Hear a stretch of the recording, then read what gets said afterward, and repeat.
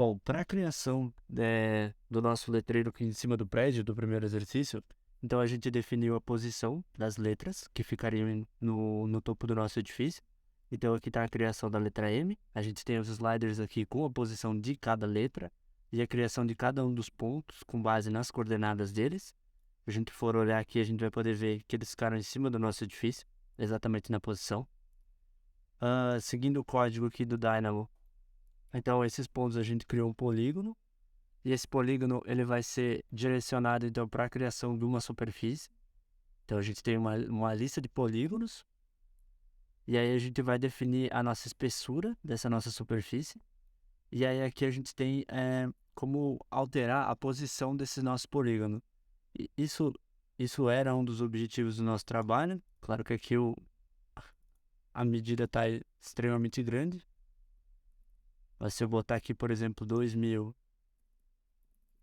também, aqui 2000, a gente pode ver que o nosso polígono ali atrás, ele se moveu, então a gente consegue alterar a posição dele tanto aqui quanto no Revit. No Revit a gente consegue ver que ele acabou se movendo. Claro que ele ficou um pouquinho lá dentro, porque eu alterei a posição também no eixo aqui do X, como se fosse. Ele acabou entrando lá atrás. Mas tá aí, a gente consegue alterar a posição utilizando aqueles sliders ali. Depois disso, então, a gente foi para fazer a alteração da cor. Para fazer a alteração da cor, então, a gente pode ver lá atrás que ele está um pouco avermelhado, porque esse slider aqui que liga no vermelho está ligado. Se eu, por exemplo, diminuir esse e aumentar o azul e o verde, por exemplo, a gente pode ver que ele ficou mais azulzinho lá atrás. Se eu tirar aqui, a gente pode ver e pegar esse vermelho, ó, ele ficou um pouco mais esverdeado lá, fazendo com que a gente consiga alterar a cor e resolver o primeiro exercício que era desse trabalho. Agora vamos partir pro segundo exercício, que eu não preciso salvar. O segundo exercício, então, a gente tinha mais 3 tarefas, então uma delas era exportar um arquivo do Excel com as informações. Deixa ele carregar aqui.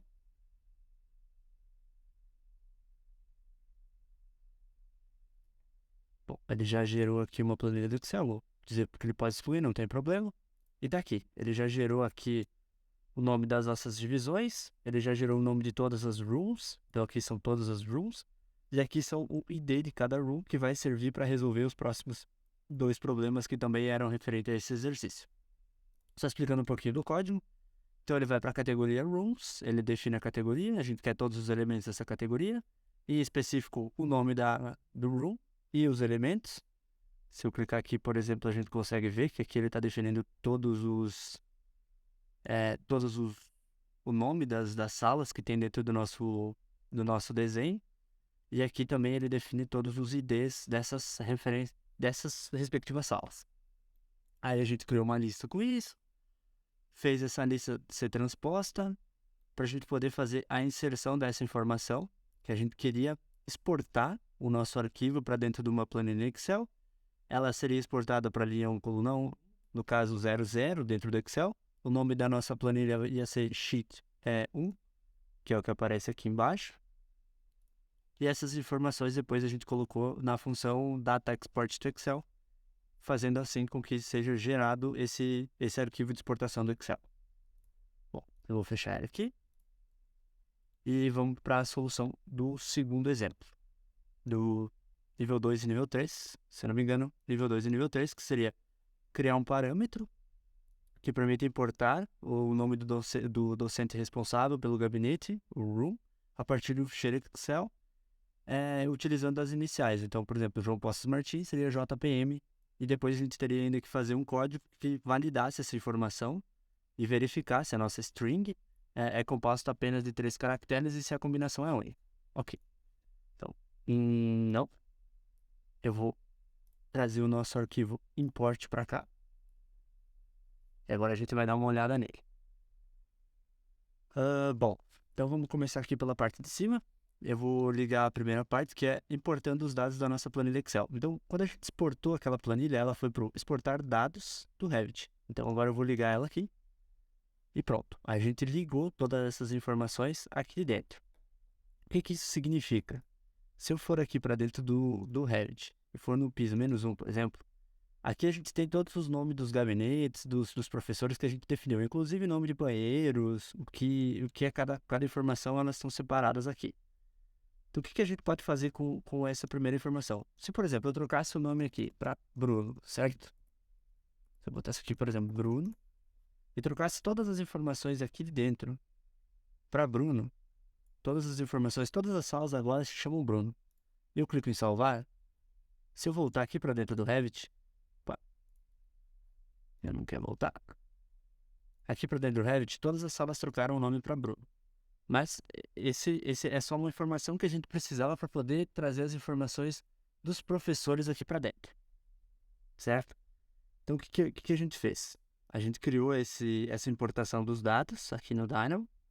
Então, ele importa todas as informações da tabela. Conforme a gente vai fazendo alterações no Excel, ele vai fazendo essas alterações aqui dentro. Então, aqui, ó, ele puxa todas as informações que eu quero.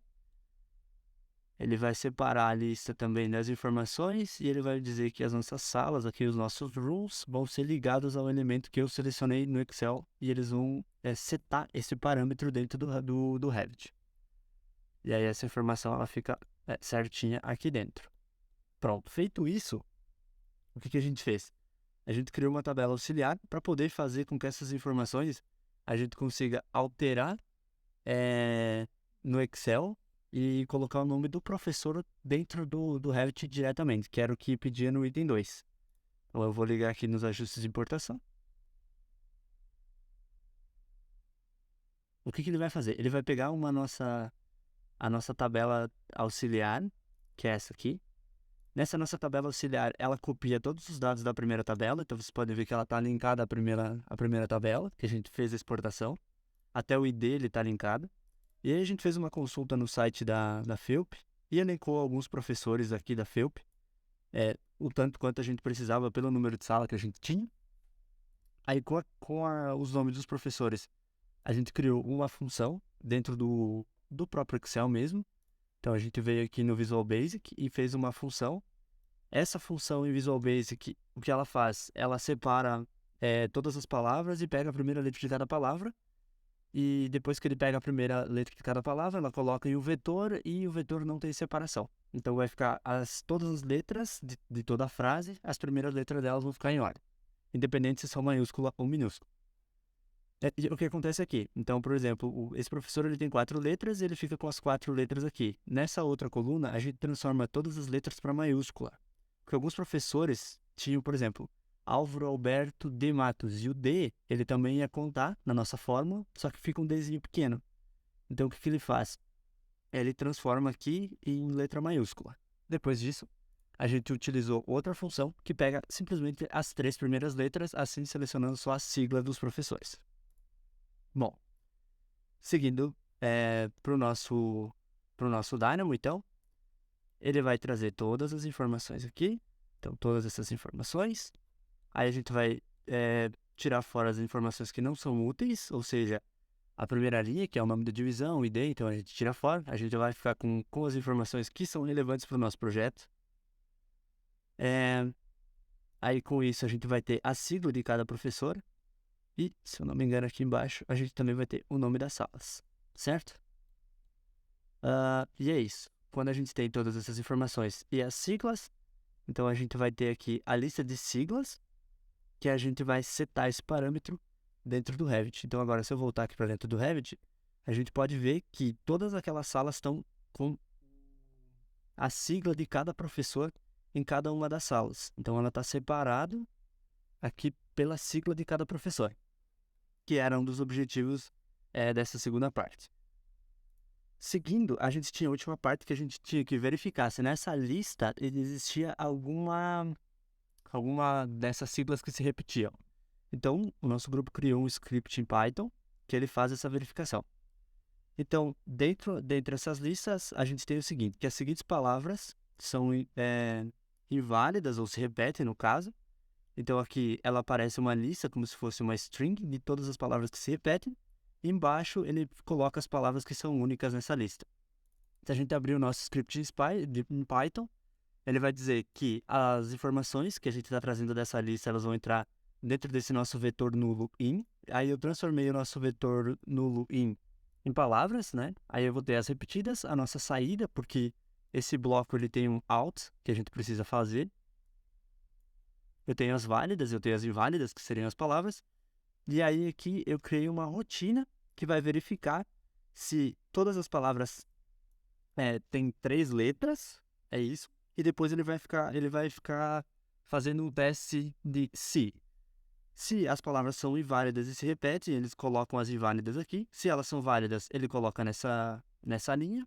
E se elas são válidas e se ela não tivesse, por exemplo, nenhuma que são válidas, ela colocaria nesse último aqui e daria essa resposta para nós. Bom, basicamente é isso. Espero que tenha ficado claro essas informações aqui. E é isso aí. Muito obrigado.